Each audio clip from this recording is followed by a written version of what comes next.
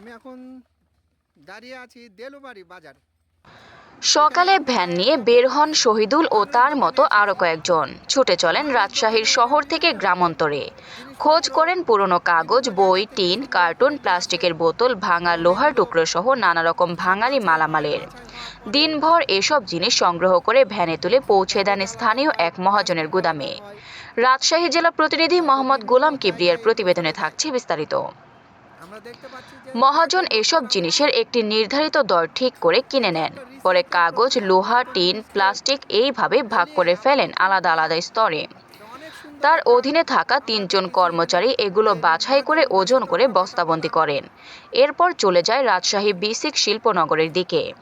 সেখানকার কিছু প্রতিষ্ঠান এসব পুরনো মালামাল কিনে নিয়ে তা মেশিনে কুচি কুচি করে ঢাকায় পাঠায়।